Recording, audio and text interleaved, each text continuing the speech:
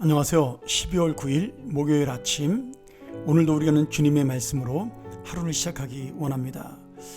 계속해서 사사기 19장 22절부터 30절의 말씀을 통하여 사사기에 암울하고도 어두웠던 시대, 하나님께서 우리에게 요청하시는 믿음의 모습을 한 번 더 살펴보고자 하는데요. 오늘은 다 그렇게 살아도 우리만은 믿음으로 삽니다, 이런 제목으로 주님과 함께 말씀을 나누죠. 어제에 이어서 에브라임 지파에서 기브아에 이주해온 한 노인이 이들의 딱한 처지를 보고 자기 집으로 가서 이 레위인과 그 첩을 극진히 대접을 하죠. 그런데 그 다음에 무서운 일이 일어납니다. 베냐민 지파의 악한 사람들이 자기 마을에 외부인이 들어왔다는 소식을 듣고는 몰려와서 그 레위인을 남색을 위해 나오라고 합니다. 마치 이 장면은 소돔에서 일어났던 사건을 연상하게 합니다. 아브라함 시대에 소돔과 고모라의 죄악을 심판하기 위해 하나님께서 천사를 소돔에 보냈을 때 아브라함의 조카였던 롯이 천사들을 영접하여 그의 집으로 맞아들이자 소돔의 백성들이 그 집을 애워싸고 롯에게 그 두 사람을 밖으로 보내어 그들과 함께 연애를 하게 해달라고 요구했던 그런 장면과 똑같은 모습을 보여주고 있습니다. 이 내용은 가장 타락한 도덕적인 모습, 가장 인간의 욕망에 극단적으로 살아가는 모습을 표현하기 위한 또 자세한 묘사가 되겠죠. 오늘 그만큼 사사기서가 소돔과 고모라처럼 하나님의 유황불로 멸망당할 만큼의 그런 타락한 시대상을 또 현실을 가지고 있다라고 보여주는 그러한 내용입니다. 자, 이 레위인과 첩을 접대한 노인은 손님을 보호하기 위해 또한 자기의 시집가지 않은 딸과 레위 사람의 첩을 대신 줄 테니 그 손님은 봐달라고 그렇게 협상을 합니다. 그렇게 레위인이 자기 첩을 동네 사람들에게 내어주고 마을 사람들도 차마 같은 동네에 살고 있는 노인의 딸을 괴롭힐 수는 없으니 레위인의 첩만 밤새도록 괴롭혀서 이 여인이 죽고 말죠. 레위인은 더 기가 막힌 모습을 보여줍니다.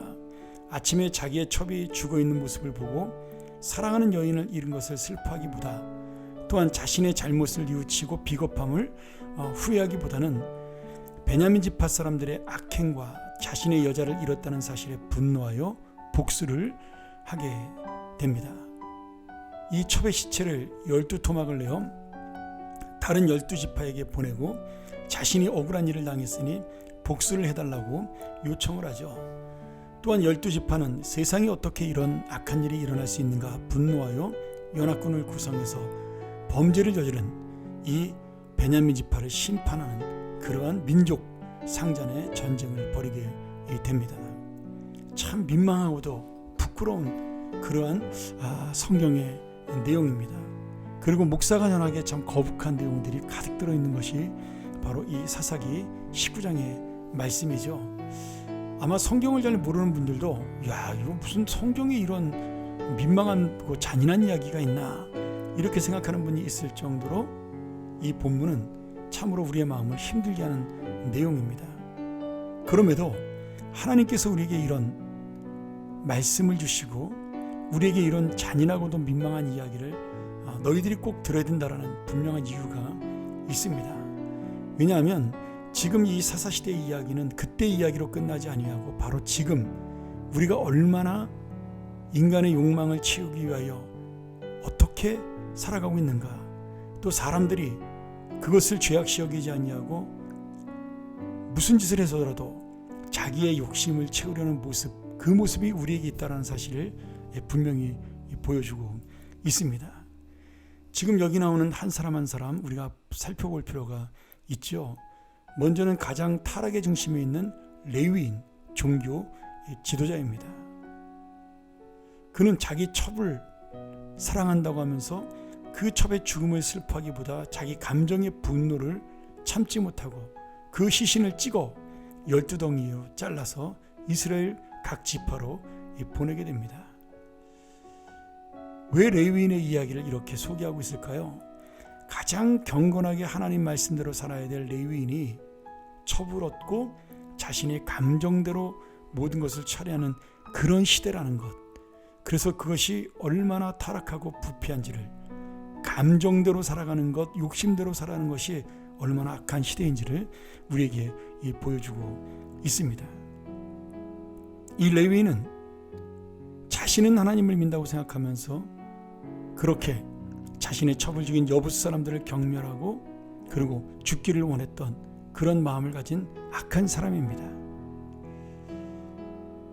악한 베냐민을 심판한다고, 하나님의 의를 세운다고 말하지만 자신의 죄와 자신의 문제를 돌아보는 데는 관심이 없는 겁니다. 여러분, 우리는 이런 레위인이 아닌지, 믿음 생활하면서도 우리는 이런 모습을 갖고 있지 않는지 다시 한번 우리의 마음을 돌아보는 그런 하나님의 말씀의 기회가 되기를 소원하고요. 두 번째로 기브아에 타락한 베냐민 지파 사람들을 보세요. 하나님을 믿는 백성들이 이방 가나안 종교에 빠져 다른 사람을 해치면서까지 음란하고도 패역한 모습을 보여주고 있습니다. 더 이상 내려갈 수 없는 곳까지 타락한 모습, 그리고 가장 비참하고도 악한 자의 모습으로 살아가는 그들의 안타까운 모습을 보여주고 있습니다. 거기에 다른 지파가 자신의 죄악을 지적할 때 그 죄를 인정하고 회개하지 않고 오히려 다른 지파와 전쟁을 벌이는 악한 모습을 보여줍니다. 이 말씀이 왜 우리에게 중요할까요? 베냐민 지파는 가나안 땅에 들어와 살면서 이방 문화를 하나님의 문화로 바꿔야 될 사명을 잊어버리고 오히려 자신들이 이 이방의 문화, 죄악의 문화, 우상의 문화, 타락의 문화, 그리고 쾌락의 문화에 오히려 젖어들고 동화되어 힘과 무력이 있는 자가 왕이라는 세속적인 가치관으로 변질되고 만 것입니다. 죄가 죄인지를 모르고요, 이 세상에 섞여 사는 그러한 하나님의 성도가 아닌 악한 사람들이 되고 만 거죠. 자, 우리가 이 말씀을 바라볼 때 레위인, 베냐민 지파, 거기에 자신의 딸을 내어줄 만큼의 어떤 면에서는 희생적으로 보이지만 그러나 신앙적으로 생각하지 못하는 그러한 착한 또 그 한 노인, 이런 모든 사람들이 결론이 뭐예요? 하나님의 의가 없다라는 겁니다. 오직 자신의 생각으로 살고 자신의 지혜로 살고 자신의 감정으로 살고 자신이 원하는 것을 얻기 위하여 수단 방법을 가리지 않고 그렇게 살아가는 것, 그것이 이 사사기서의 가장 큰 죄, 하나님의 통치하심, 하나님의 다스리심을 자신의 삶 속에서 인정하지 않는 죄악입니다. 그리하여 그들은 왕이 없다고 생각하여 자기 생각이 옳은 대로 마구 행동하고 살아가는 것이죠. 오늘 여러분, 모든 사람이 그렇게 살아갈 때 우리는 이 말씀을 보면서 어떻게 살아가야 할까요?